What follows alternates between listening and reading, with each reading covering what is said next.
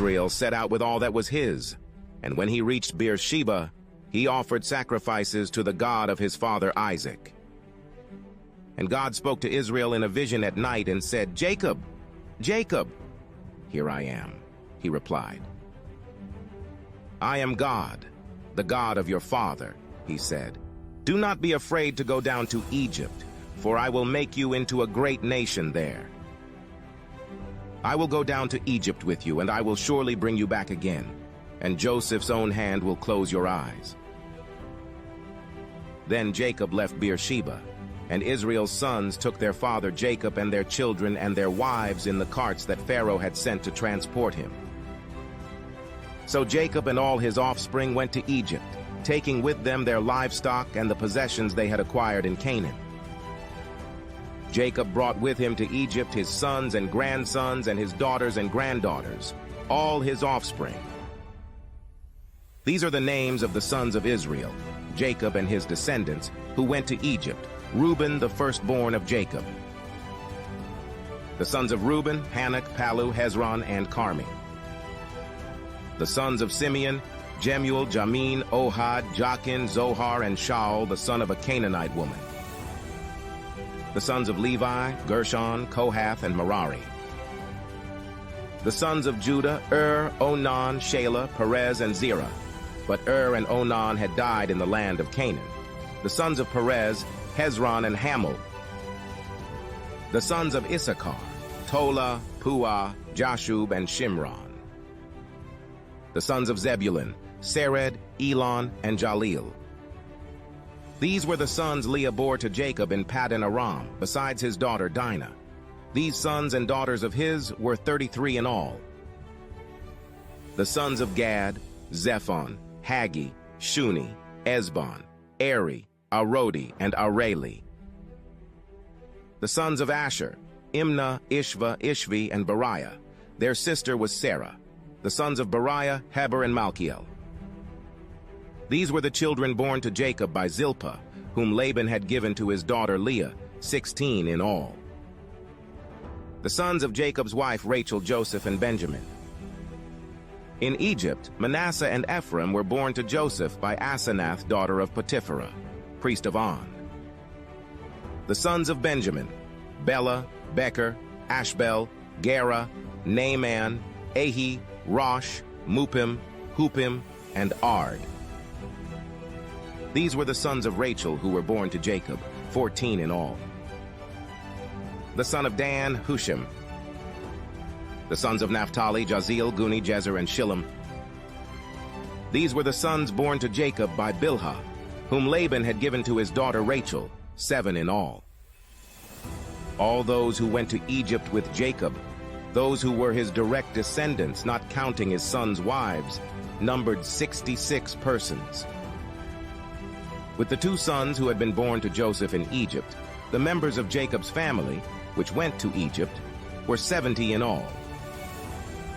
Now Jacob sent Judah ahead of him to Joseph to get directions to Goshen. When they arrived in the region of Goshen, Joseph had his chariot made ready and went to Goshen to meet his father Israel. As soon as Joseph appeared before him, he threw his arms around his father and wept for a long time. Israel said to Joseph, "Now I am ready to die, since I have seen for myself that you are still alive." Then Joseph said to his brothers and to his father's household, "I will go up and speak to Pharaoh and will say to him, 'My brothers and my father's household who were living in the land of Canaan have come to me. The men are shepherds, they tend livestock, and they have brought along their flocks and herds and everything they own.' When Pharaoh calls you in and asks, 'What is your occupation?' you should answer, 'Your servants have tended livestock from our boyhood on, just as our fathers did.' Then you will be allowed to settle in the region of Goshen, for all shepherds are detestable to the Egyptians." Okay, ready for this. Today we're diving into a pivotal moment in history, a story of family migration. It's Jacob and his family's journey to Egypt. A story that had a huge impact even thousands of years later. Exactly. And luckily, we have our expert here to guide us through it all the twists and Well, turns. it's definitely a story full of fascinating details, that's for sure. So let's start with the man himself, Jacob. This isn't just some small family. We're talking a huge extended family, The text actually refers to them as his descendants. which I guess gives us a more, A more vivid picture. yeah, vivid picture of just how many people were involved. And it wasn't just a casual move. No, not at all. This was a huge undertaking. Jacob and his entire lineage packed up everything. Possessions, livestock, the whole works. To relocate from Canaan all the way to Egypt. Wow, that's no small feat. What would make someone uproot their entire life like that? Well, imagine you're Jacob. You get this message, a vision from God, essentially saying, don't be afraid to go down to Egypt, for I will make your descendants a great nation. I mean, that's That's a pretty compelling reason to pack your bags, wouldn't you say? talk about a leap of faith.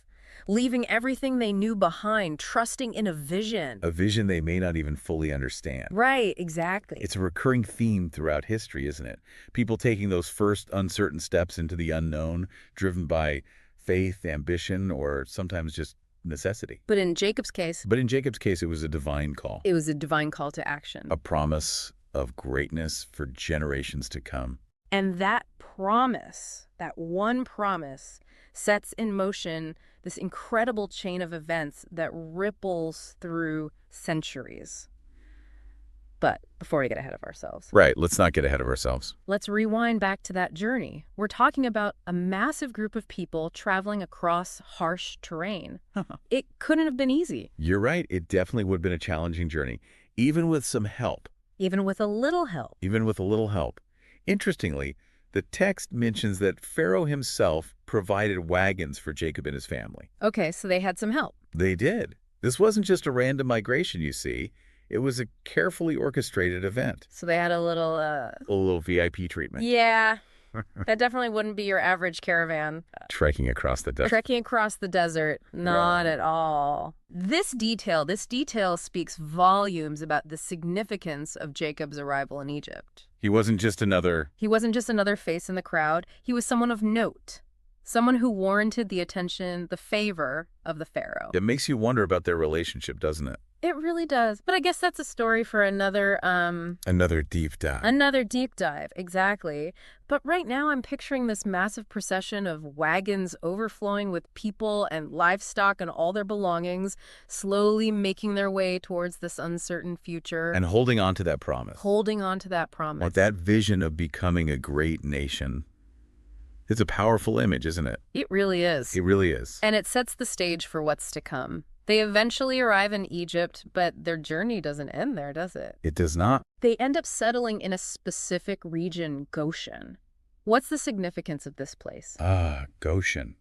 Now, this is where things get really interesting. I was hoping you'd say that. You see, to truly understand why Goshen was so important, we need to understand the dynamics between the Egyptians and people like Jacob and his family, Okay. who were shepherds by trade. Shepherds. And this is where those cultural nuances come into play.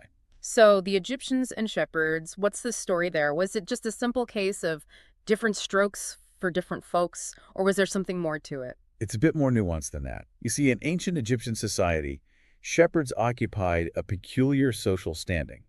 Peculiar how? They weren't necessarily hated, but they weren't exactly embraced either. Okay, so not on the Pharaoh speed dial then. Not exactly. The Egyptians had a complex social hierarchy, and shepherds, with their nomadic lifestyle and focus on animal husbandry, they fell outside of that traditional social structure. So they were. They were seen as outsiders, their practices viewed as somewhat unclean. So there was a cultural bias at play. Precisely. And this is where the significance of Goshen becomes even clearer. Okay. By settling in Goshen, a region of fertile land on the Nile Delta, Jacob and his family were essentially given their own territory, a buffer zone. So it was like a... Minimize contact and potential friction between them and the Egyptians. It's fascinating how geography and cultural dynamics, they intertwine like that. It is. So it wasn't just about finding a nice place to graze their flocks. It was about navigating a complex social landscape. Exactly. And it was Jacob's son, Joseph, who orchestrated this strategic settlement. Remember, he held a prominent position in the Egyptian court. Pharaoh's right-hand man, if you will. Oh, right. I'd almost forgotten about Joseph and his incredible rise to power in Egypt. It's quite a story. Talk about a story for another time. Indeed. But for now, it's important to remember that Joseph, being keenly aware of the Egyptian perception of shepherds, cleverly leveraged his influence to secure a safe haven for his family, a place where they could thrive without disrupting that delicate social fabric of Egypt. He was playing 4D chess while everyone else was playing checkers. You could say that. It was a shrewd move that ensured the survival and prosperity of his family. And speaking of family, Yes. let's circle back to that impressive lineage.